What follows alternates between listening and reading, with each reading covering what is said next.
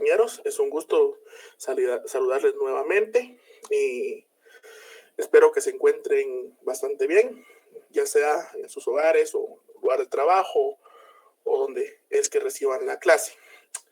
Es importante iniciar la clase esperando que ya todos hayan recibido su nota corregida y felicitarlos porque creo que en buena medida a casi a todos les fue de una manera bastante positiva. Incluso no había tenido la oportunidad de comentarles que a pesar de que el trabajo no era tan cargado, muchos sí se tomaron el tiempo de hacerlo de una buena manera, de hacerlo lo mejor posible y pues los resultados se notan tanto en la nota de su trabajo como derivado también en la nota que obtuvieron en la prueba. Eso es muy grato para este servidor porque creo que el objetivo se está alcanzando. Hay un par de casitos por ahí que aún presentan problemitas con su nota en el sentido de que no se les ha sido notificado, pero ya nos dimos cuenta que es cuestión que fue consignado de forma incorrecta el correo electrónico. Entonces ya voy finalizando la clase y a estas personas les suplico que se contacten con Miguelito para que a través de él les haga llegar su nota, la cual son acreedores en este primer parcial. Ahora bien, el día de ayer, al concluir la clase, habíamos quedado con la interrogante del proceso ejecutivo o el juicio ejecutivo en materia laboral, ¿verdad? Y me quedé ahí recordando, porque estamos tan metidos en el tema civil y mercantil en este momento, que me surgió la duda y los compañeros me hicieron ver los artículos y efectivamente están en lo correcto. Lo que sí es importante hacer ver, compañeros, que a pesar que el proceso en el área laboral o en el ámbito laboral sea muy parecido, tenemos que recordar, que son procesos totalmente distintos en el aspecto de la materia que se trata. Acá estamos hablando meramente de lo civil y mercantil, y que aunque en otras áreas del derecho hay procesos semejantes, no tienen ninguna interrelación. Por eso es importante para que no nos vayamos a confundir, que a pesar que en el proceso laboral podríamos tener alguna semejanza, esto no significa que sea lo mismo, son ámbitos totalmente distintos, por lo cual es importante que hagamos la separación en las materias. No tiene nada que ver, derivado que el curso que actualmente estamos estudiando es meramente enfocado en lo civil y el área mercantil. ¿Tenemos claridad en eso, compañeritos? Sí, licenciado. Ok, excelente. Eso era para aclarar la duda, porque sí me quedé con la duda, pero ya después ya aterricé y ya llegué a esas conclusiones que les acabo de comentar. Bien, vamos a compartir las diapositivas. Algo importante, ayer les compartí un material que espero que les sea de bastante utilidad.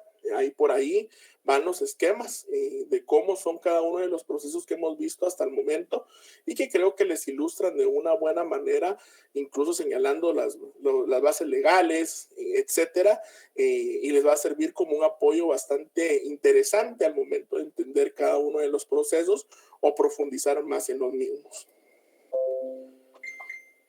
Bien, voy a presentar.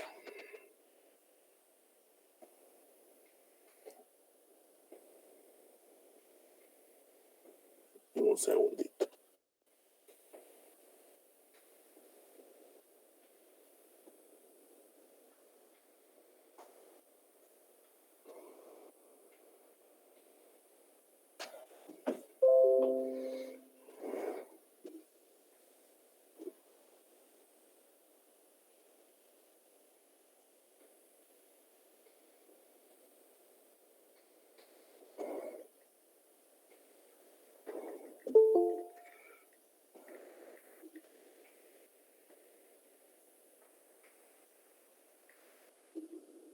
Bueno.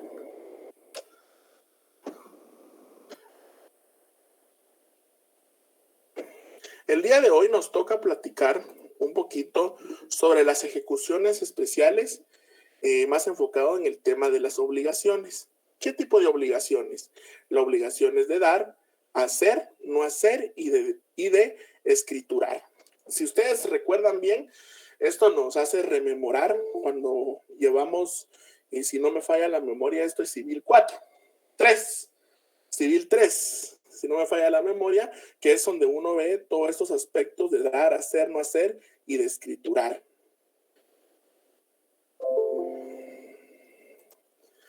La definición de ejecución especial. Previo a definir la ejecución especial, es necesario recordar que las ejecuciones especiales son aquellas las cuales no existe acreedor ni deudor. Ya vamos a ver por qué no existe un acreedor ni un deudor. En virtud de lo anterior, definimos la ejecución especial como aquel procedimiento el cual se denomina especial en virtud que es originado por el incumplimiento de una obligación previamente establecido, aunado a que no existe acreedor y deudor. También podemos definir la ejecución especial como es un proceso el cual se basa en una obligación de dar, hacer, de escriturar o el quebrantamiento de una obligación de no hacer. Cuando hablamos que no existe un deudor o un acreedor, esto se refiere principalmente a que no es básicamente que se adeude algo, sino a la acción que se dejó de cumplir en cual sea el caso que se esté analizando. Es más que todo, no se debe un aspecto económico, sino se debe el hacer o dejar de hacer una acción, porque algunos contratos lo que contemplan es la acción que se debe de ejecutar o la acción que en su caso no se debe de ejecutar. No es precisamente el adeudo de un bien pecuniario o de una situación de dinero, sino es una situación más de acción. Por eso se dice que no hay un deudor y no hay un acreedor, como en anteriores casos veníamos viendo, que era una obligación de tipo económica la que se había dejado de cumplir y por eso existía la ejecución. En este caso no es precisamente así, sino por eso se habla de dar, hacer o de escriturar. ¿Estamos claros?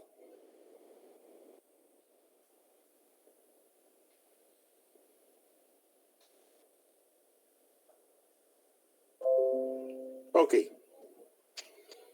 Igual si no, ustedes saben que siempre hay oportunidad de que podamos recapitular y volver a aunar en el tema. Características de la ejecución especial. ¿A qué se refiere escriturar? Eso lo vamos a ver en las diapositivas. Más adelante está cada una de ellas. No se preocupen que lo vamos a hacer. De hacer, de no hacer, de dar y no dar. Y de escriturar. Eso está adelante. No te preocupes. Características de la ejecución, de las ejecuciones especiales. Recae sobre las obligaciones y sentencias como tal. Más adelante las veremos una a una. Esta característica alude. Denme un segundo, chicos, disculpen, que me está entrando un mensaje de coordinación. Denme un momento, disculpen.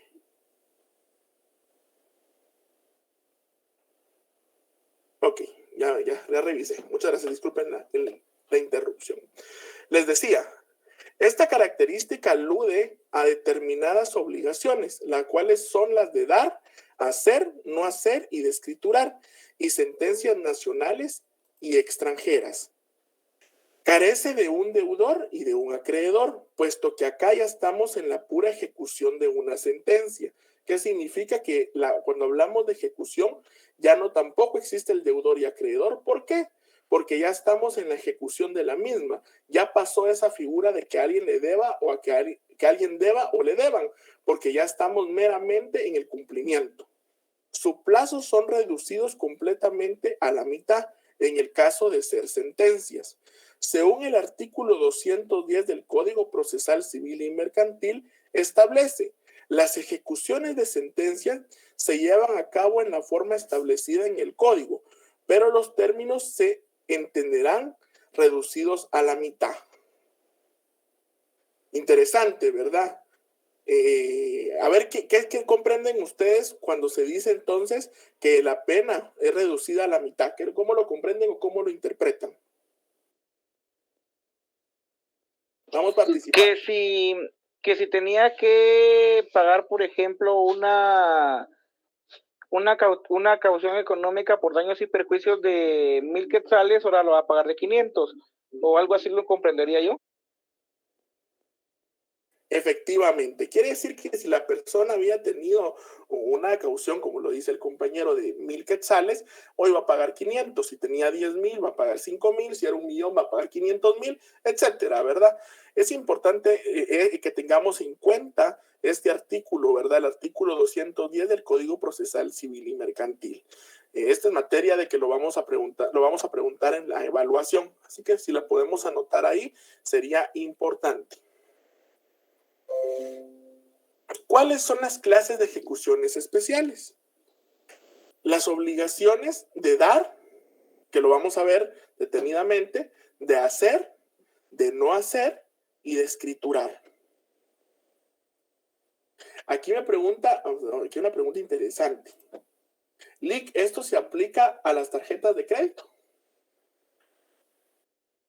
¿Qué creen ustedes? ¿Se aplica o no se aplica?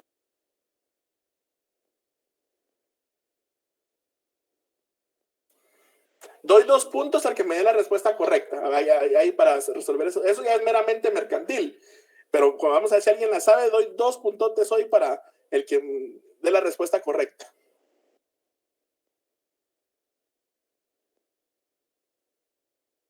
¿Sí o no? ¿Qué creen ustedes? Carla dice que no. ¿Pero por qué? Quiero que alguien me diga por qué. Sobre todo los que ya llevaron mercantil podrían saber esa respuesta.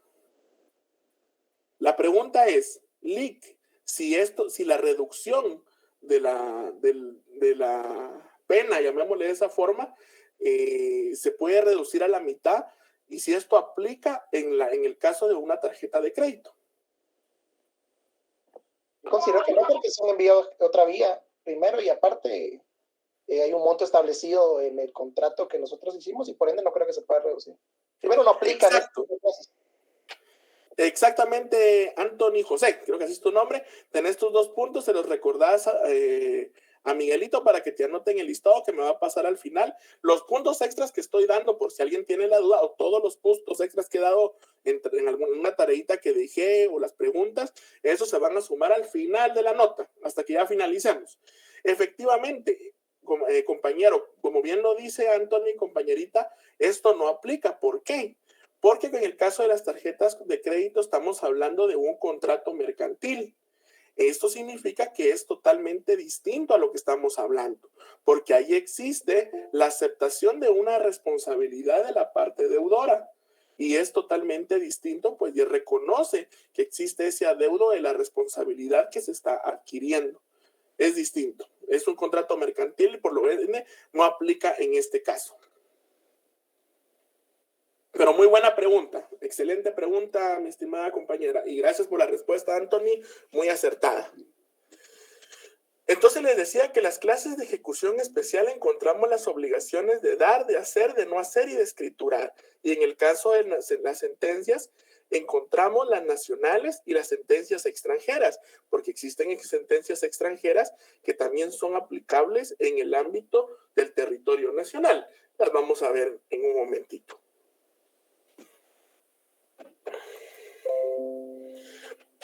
Inicialmente vamos a platicar de las obligaciones de dar. ¿Cuáles son estas obligaciones de dar?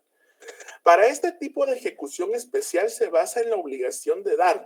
Haremos una integración de normas, iniciando con el artículo 1320 del Código Civil, el cual establece la obligación de dar cosa cierta determinada, comprende su entrega y al de sus accesorios y pertenencias, así como los frutos que se produzcan desde que se perfecciona el convenio. El deudor es responsable a sí mismo de su conservación hasta que se verifique la entrega. ¡Qué interesante! Vamos pensando en un ejemplo. Vamos a la siguiente diapositiva, para que a todos le vamos a poner un ejemplo para que nos quede bastante claro. Asimismo, lo integraremos con el Código Procesal Civil y Mercantil, el cual en su artículo 336 establece ejecución de la obligación de dar. Cuando la ejecución recaiga sobre cosa cierta o determinada o en especie, si hecho el requerimiento de entrega, el ejecutado no cumple, se pondrá en secuestro judicial resolviéndose en sentencia si procede la entrega definitiva. Si la cosa ya no existe o no pudiere secuestrarse, se embargarán bienes que cubran su valor fijado por el ejecutante y por los daños y perjuicios, pudiendo ser estimada provisionalmente por el juez la cantidad equivalente a los daños y perjuicios. El ejecutante y el ejecutado podrán oponerse al valor prefijados y rendir las pruebas que juzguen convenientes por el procedimiento de los incidentes. Importante, la obligación de dar la tomamos en el sentido de entregar una cosa mueble ya para constituir sobre ella un derecho real o transferir solamente su uso, goce o tenencia, o también para restituirla a su dueño. Dar, pues significa que toda obligación de entregar. ¿Qué efectos conlleva la obligación de dar? Número 1, entrega de la cosa y de sus accesorios o pertenencias. 2, entrega de los frutos que produzca desde que se contrajo la obligación. Y 3, responsabilidad por los daños y perjuicios que sufra la cosa mientras no sea entregada. Interesante, me hace recordar Civil 3, definitivamente con aquel gran docente que yo tuve, el licenciado Vicente Roca, que fue un gran docente y que aprendí muchísimo y me hace recordar esos tiempos de estudios. ¿Qué ejemplo se les viene a ustedes a la mente que podría aplicarse a esta obligación de dar?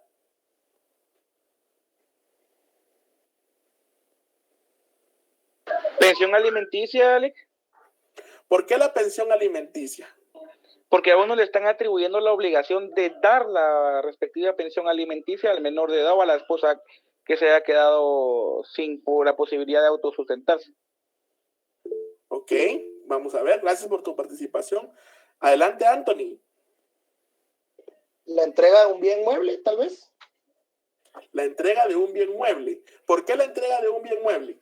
Digamos, yo realizo un tipo de contrato en el cual si no pago, daría el bien mueble una moto, no sé. Y lo digo por el hecho de los accesorios y pertenencias que están en el mismo. Entonces, es el ejemplo que se me viene a la mente. Ok, por ahí vamos. Fíjate que en la casa de la manutención, mi estimado Edwin, no aplica, porque en la obligación de dar está principalmente enfocada en bienes muebles o bienes inmuebles. Es básicamente en objetos. En este caso de la manutención es más a una obligación derivada de la paternidad. Entonces no va tanto por ahí, sino acá está, es una obligación de dar derivada de la obligación de entregar un objeto o de entregar una propiedad, por ejemplo. Les pongo un ejemplo práctico. Es, por ejemplo, que Edwin, hacemos el convenio de que yo le voy a vender una casita. Le voy a vender una casa y que se la debo de entregar en 6 meses. Pero si yo no cumplo con la entrega de la misma, él puede hacer el requerimiento para que a través del juez a mí se me obligue a entregar la propiedad. Entonces la obligación consiste en entregar el bien inmueble o el bien mueble en un momento determinado según lo establezca el contrato que celebramos entre las partes. Si yo en este caso, digamos que yo acordé con Edwin que lo voy a entregar el 1 de enero del próximo año y yo me paso de esa fecha y la vengo entregando como en mayo, Edwin tendrá el derecho no solo de reclamarme la entrega de la propiedad, sino, digamos que esa propiedad yo tengo unos locales comerciales, sino también tendré la obligación de entregarle no solo la propiedad, sino los frutos que se hayan obtenido de la propiedad durante el tiempo que yo retuve la misma de una forma ilegal, puesto que no cumplí con la fecha de entrega. Quiere decir que si yo cobré alquileres por 5 meses, yo tendré que entregarle la propiedad más esos 5 meses que me apropié de forma irregular por haberme pasado del plazo para hacer la entrega de la misma. Y si en algún caso la propiedad, cuando hicimos el negocio con Edwin, por ejemplo, Les doy un ejemplo, tenía las ventanas completas y yo durante esos meses las destruí, yo tendré la obligación y Edwin el derecho de reclamarme la indemnización por el daño que yo le ocasioné al bien que ahora es de su propiedad. Si yo me resisto, por eso lo decía ahí en la presentación, de entregar el bien, el juez, a través de una orden judicial, podrá obligarme a hacer el secuestro de la misma para entregarla. Digamos que pasó un terremoto y yo ya no, la propiedad ya no existe. El juez, al no poder secuestrar la misma para hacerse la entrega a Edwin, podrá fijar la indemnización o secuestrarme otro bien que cubra el daño que se le está ocasionando a Edwin. No sé si con este ejemplo le pude generar un poco de más claridad en la obligación de dar. Esto lo podríamos también aplicar, por ejemplo, en un vehículo. Adelante, Edwin. No, solo para comentarle que gracias, Lee, porque si usted describió, como lo explicó usted, yo no lo había entendido. Yo sí lo había entendido de que, pues, por ejemplo, en los casos de dar la manutención, por ejemplo, sí lo tenía entendido que era así, que era en esa índole la obligación de dar, ¿verdad? Gracias por la explicación y sí me quedó claro. Qué bueno, Edwin, de eso se trata.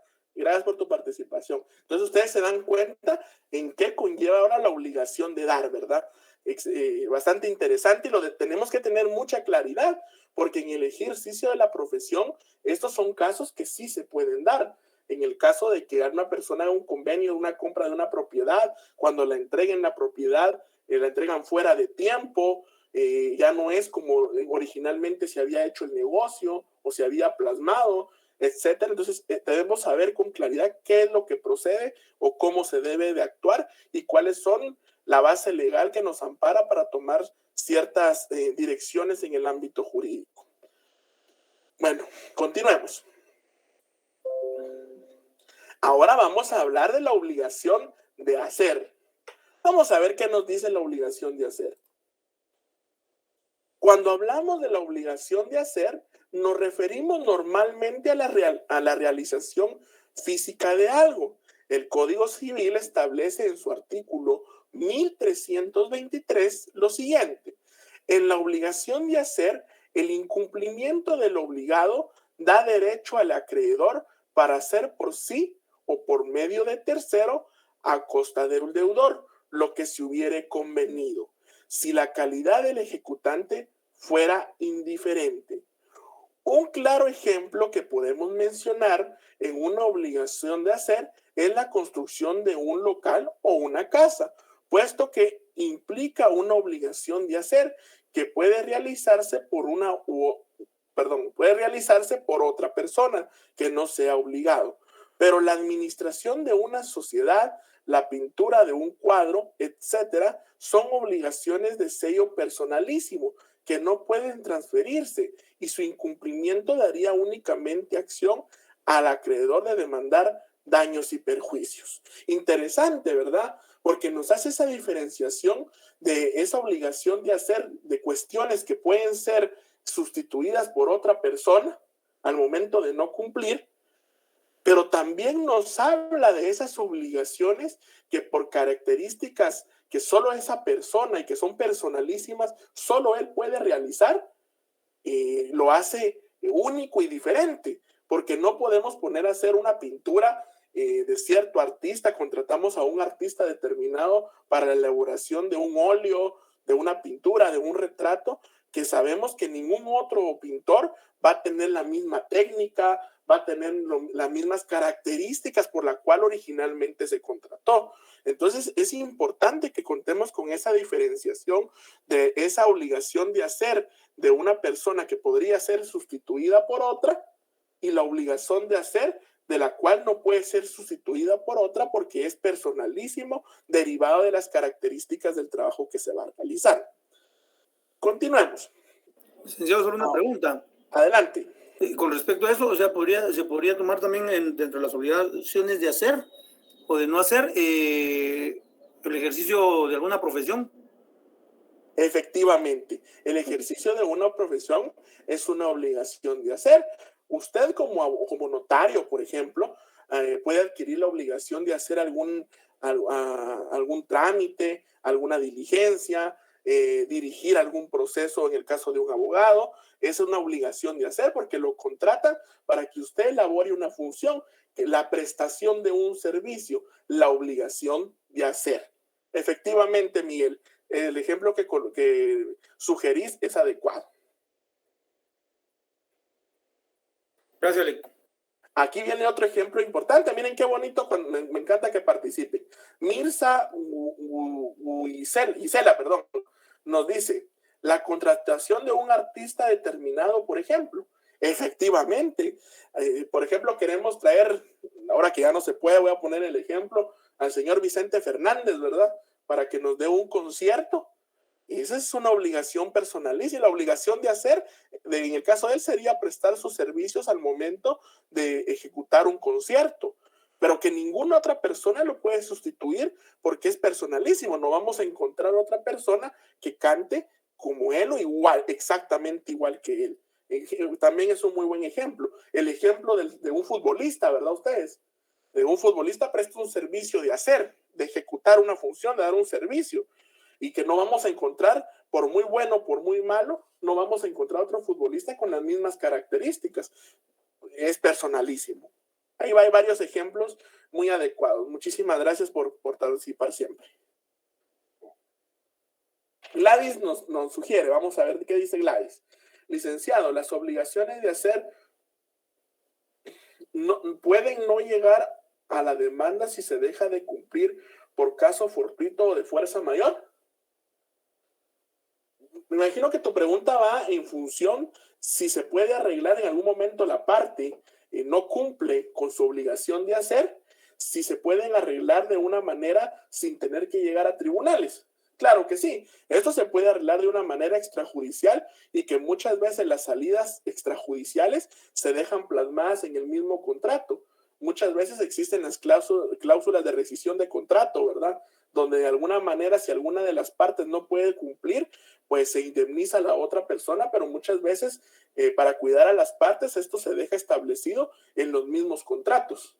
Las salidas, ¿verdad? Las liberaciones del mismo. O bien se puede someter a un arbitraje. Ese es otro tema, pero sí, efectivamente se puede llegar sin que llegue a judicializarse, ¿verdad? Por eso es bien importante que cuando se elabora el instrumento que genera las obligaciones, se deje plasmado incluso las cosas que uno no pudiera tener previstas, porque cuando son los servicios profesionales de una persona hay sin fin de situaciones que podrían evitar que el mismo se cumpla. Entonces las partes se deben de resguardar de lo mismo. Continuamos. Gracias a ti, Gladys, por tu pregunta. Ahora bien, en nuestro Código Procesal Civil y Mercantil, en su artículo 337 establece ejecución de la obligación de hacer. Si el título contiene obligación de hacer y el acto exige la prestación del hecho por el obligado, el juez, atendidas las circunstancias, señalará un término para que se cumpla la obligación. Si no se cumpliese, se embargarán bienes por los daños y perjuicios, fijando provisionalmente el juez el monto de ellos. Si alguna de las partes se opusiera al valor fijado por el juez, se procederá conforme a la disposición del artículo anterior. El ejecutante puede optar por pedir una vez la fijación provisional del monto de los daños y de los perjuicios y el embargo consiguiente, o bien se cumpla la obligación de hacer por un tercero, si se fuere susceptible de realizarse y a costa del ejecutado. En este último caso, el juez fijará el término correspondiente. En el caso, y aquí ya nos ponen las dos figuras, ¿verdad? Que si existe la posibilidad que una u otra persona finalice el trabajo por el cual fui contratado, y si esto no hay ningún problema, pues definitivamente puede ser. Pero si no fuera así, en cualquiera de los dos escenarios, el juez fijará un tiempo para que la parte obligada culmine el trabajo. Y si no, de no ser así, pues obviamente el juez podrá proceder a ejecutar o secuestrar bienes para poder garantizar los daños y perjuicios en los que se haya incurrido la parte afectada a la cual no se le concluyó el trabajo por el cual está demandando, ¿verdad? ¿Tenemos hasta acá claridad, chicos?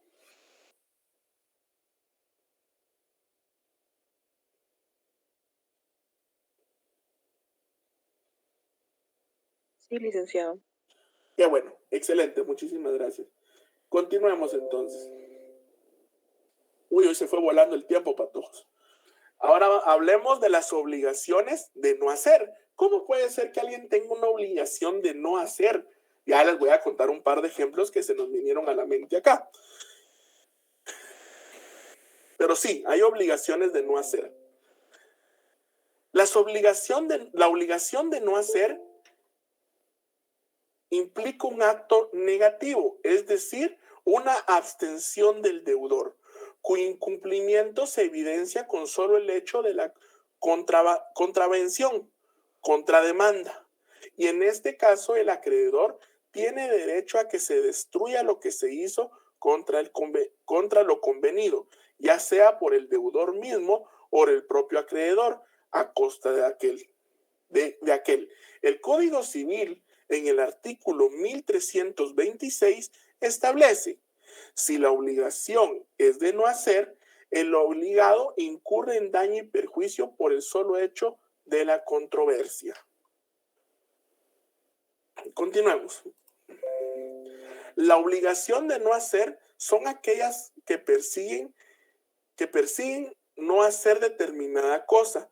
En este caso, el juez manda a deshacer o destruir lo que no se debió hacer, no se debió haber hecho. Una forma de ver la obligación de no hacer consiste en la prohibición de hacer determinada cosa objeto de una pretensión, es decir, de no hacer, tal y como su nombre lo indica. Ojo, no se debe de confundir con una condición, ya que la obligación de no hacer es de carácter coercitivo, mientras que la condición en un acto incierto y voluntario de que sí se hace o no. A ver ustedes, ¿qué ejemplo se les vendría a ustedes a la mente cuando hablamos de una obligación de no hacer?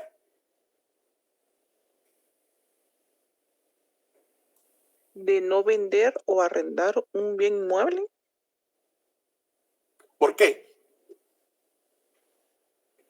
Si a mí, por ejemplo, si a mí me demanda el comprador, pongámosle, porque yo ya no quiero hacer la compraventa, me lleva al, sí, me demanda, y el juez viene y determina que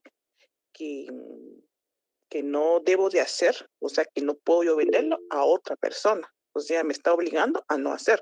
No sé si estaría bien así, licenciado. Sí, no, pero el problema ahí con el ejemplo que me expones es que ahí estaríamos en una condición, es una condicionante dentro del contrato. Pero veamos, está bien, por ahí vas. Edwin, adelante. Creo que mi ejemplo va encaminado a lo que indicaba la compañera, ya que pues pensaba enunciar la cláusula prohibitiva de subarrendar en los contratos de arrendamiento, pero creo que entra en la misma categoría que la compañera indicó, ¿verdad? Exactamente, es una condición. Les voy a dar un ejemplo de un ejemplo de no hacer. Licenciado. Adelante, adelante. Sí, por ejemplo, un ejemplo de no hacer podría ser cuando hay una constitución de servidumbre de paso y que alguien construya en donde está en ese espacio. Ya te entendí.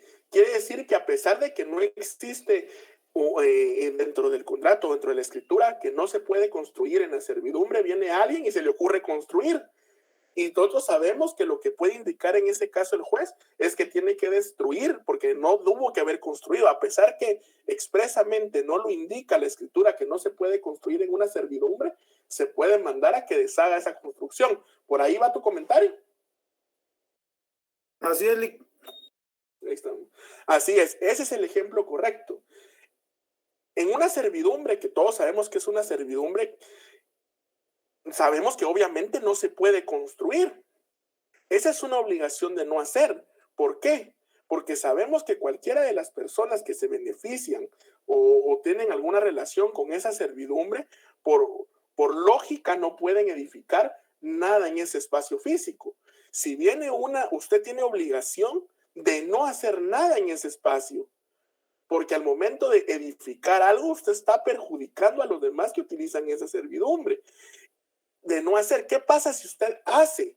En un momento determinado, las demás personas que ven afectadas en sus derechos pueden solicitar que usted, a través de una orden judicial, tenga que retirar la edificación o destruir la edificación que usted haya realizado. No sé si me explico, si nos explicamos con ese ejemplo o buscamos otro, o qué duda surge. ¿Podría dar otro ejemplo, licenciado? Con mucho gusto, vamos a dar otro ejemplo. Déjeme, estoy imaginando otro ejemplo. Ejemplo. Al momento de arrendar un vehículo, usted sabe que el vehículo usted lo tiene que devolver en las mismas condiciones y no le tienen que especificar en una condición que usted no debe realizar modificaciones al vehículo. Usted lo arrenda y se le ocurre en ese periodo de tiempo mandarle a poner luces, ponerle LED y ponerlo como que fuera suyo. ¿Qué pasa si usted lo devuelve con estas modificaciones? ¿Qué es lo que más seguramente le va a pasar a usted cuando lo devuelva? Que le van a decir que esas modificaciones no las tuvo que haber realizado. Entonces a usted lo van a obligar a quitar esas modificaciones. ¿Por qué? Porque usted tiene, esa es una obligación de no hacer. ¿De no hacer qué? De no hacer modificaciones o cambios a lo que se le está arrendando. No es un condicionante porque no está en el contrato, sino simplemente es una lógica que usted debe devolver el bien que se le está prestando en las mismas condiciones que fue recibido. ¿Me explico? Sí, licenciado. Edwin, ¿cómo estamos? ¿Lo comprendimos? Sí, sí está un poco mejor, un poco más claro ahorita.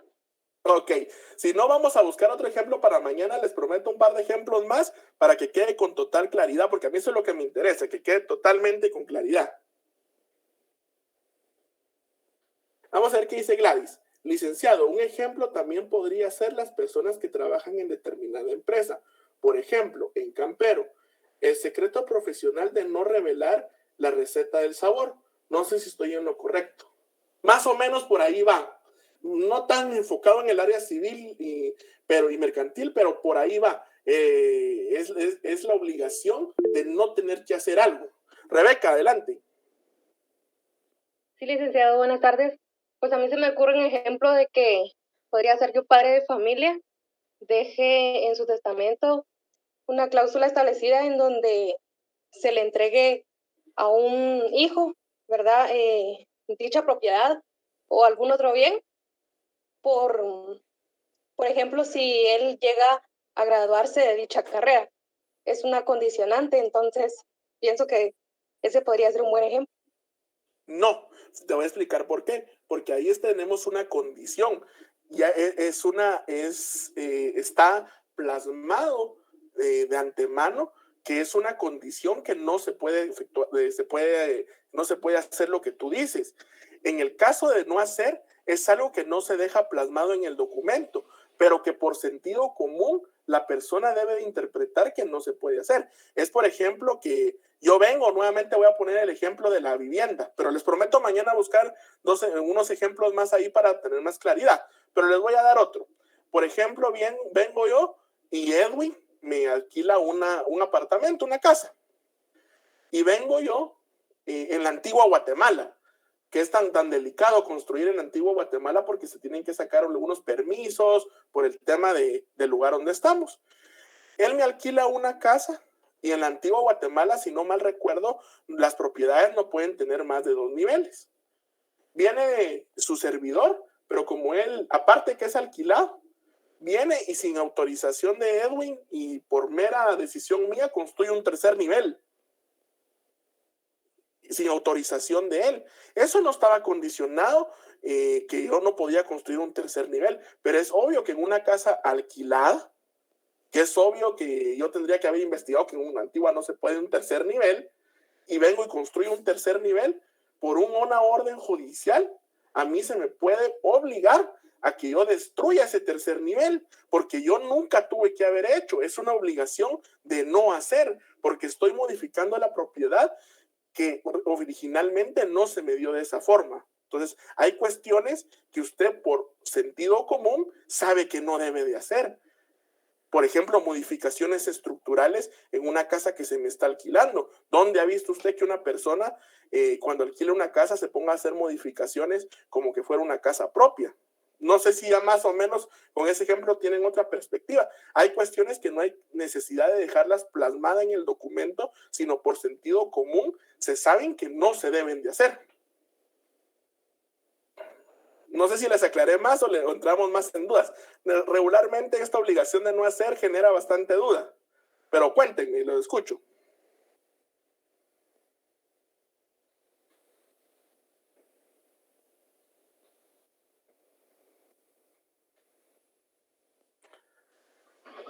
La obligación de no hacer yo la entiendo como el tipo de obligación en la que uno tiene que abstenerse de hacer algo.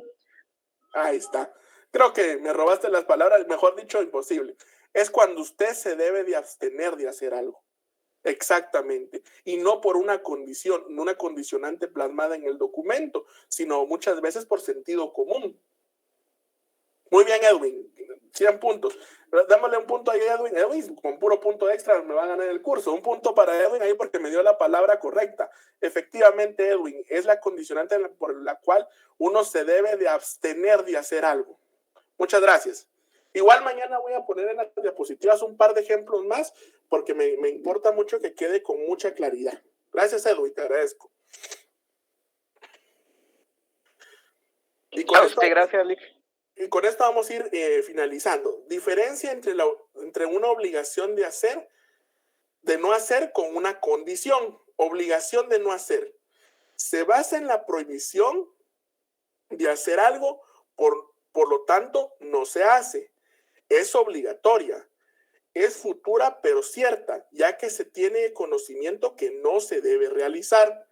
La condición se basa en la realización de realizar algo de forma incierta. Es opcional, es futura e incierta. Estas son principalmente las diferencias, pero les prometo que para que exista mayor claridad, porque normalmente cuando he dado el tema de las obligaciones de no hacer, surge mucha duda. Entonces les prometo que voy a conseguir un par de ejemplos, porque la mejor forma de entender es con ejemplos. Yo cuando en su momento me lo explicaron, fue a través de los ejemplos que yo lo entendí de mejor manera. Jennifer dice, la condición tal vez ya estaba estipulada y la obligación de hacer no, es necesario establecerla. Por ahí vamos. Muy bien.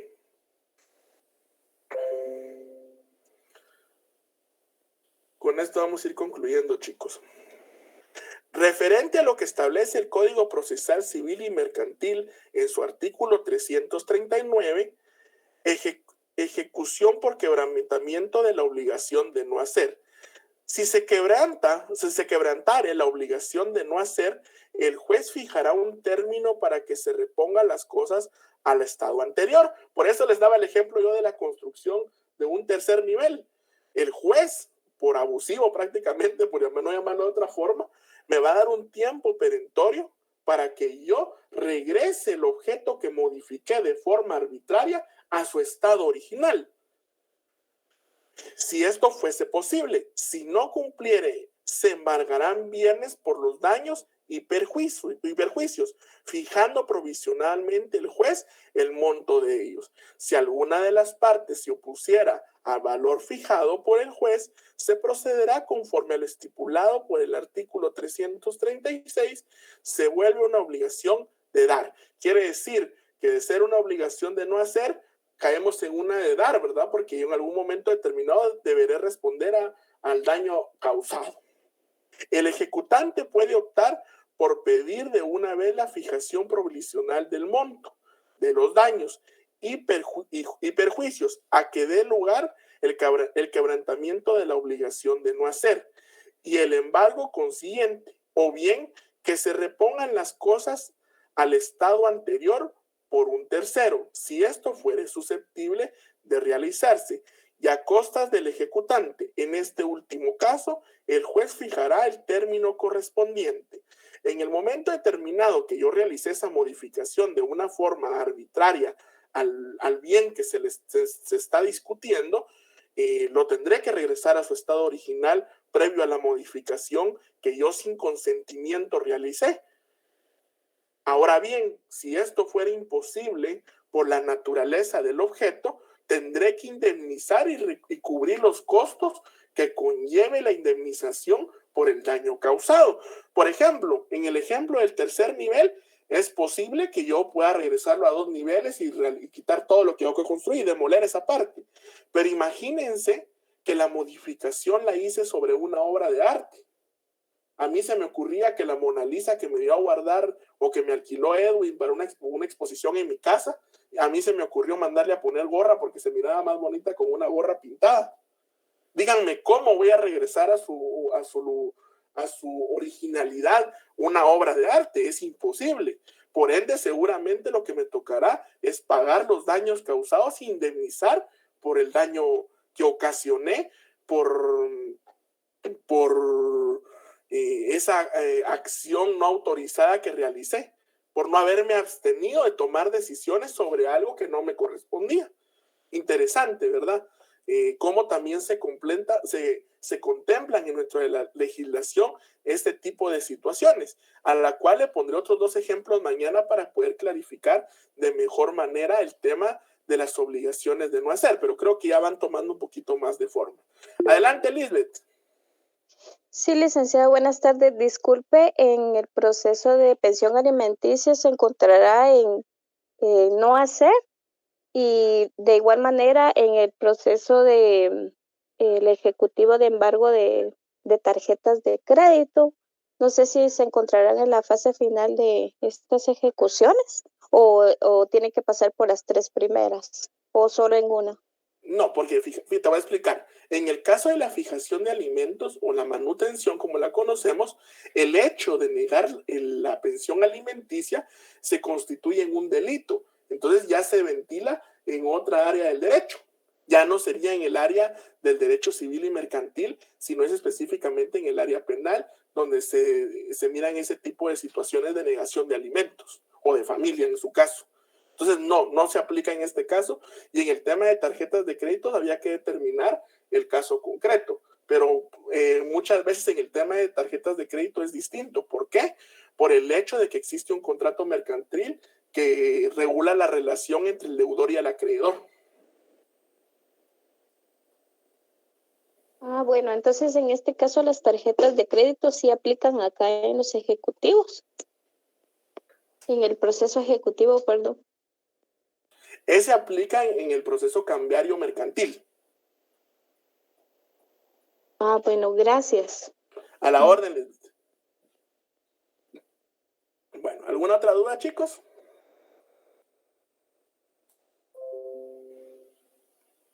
Ok, para el día de mañana nos tocará poder platicar de la pregunta que nos hizo un compañero iniciando la clase, de qué hablan las obligaciones de escriturar. Ese tema nos toca para mañana, que es cortito. Adelante, Edwin. Lick, disculpe, y no es que sea obsesionado con las tareas, pero yo me recuerdo que todavía hacía falta una tarea para completar el punteo. ¿Esa cuándo va a ser? Ah, pues, el hijo adelantado te deberías de llamar vos, fíjate. Justamente eso estoy hablando. Fíjense que la tarea todavía estamos viendo con mi auxiliar y con otra persona que me apoya aquí en la oficina, porque yo miro mi programa para ver cómo vamos en tiempos. Yo les voy a notificar, de repente la hacemos de una vez mañana. A mí no me gusta dejar tareas para fin de semana o dejar tareas para tiempo fuera del curso, porque ya estamos en diciembre y saturarlos más de trabajos. Entonces yo quiero ocupar un periodo de clases que para mí es lo más correcto, llamémosle así, para no saturarlos más, aparte que algunos llevan escuela, algunos otros llevan otros cursos, etcétera. Entonces, derivado de eso, la tarea, si no la realizamos el día de mañana, la vamos a realizar el día lunes. Yo les voy a estar notificando en el chat. ¿Cómo va a ser el procedimiento de la tarea? Exactamente igual al anterior, ¿oyeron? Yo creo que de repente va a ser mañana o a más tardar lunes, pero yo les notifico. Gracias, Edwin, por la pregunta, porque más de alguno va a tener esa duda. Y ahí iría la segunda tarea de 15 puntos también para poder completar el punteo. Nítido, Dolly, gracias y perdonen a los compañeros que no muy la querían hacer.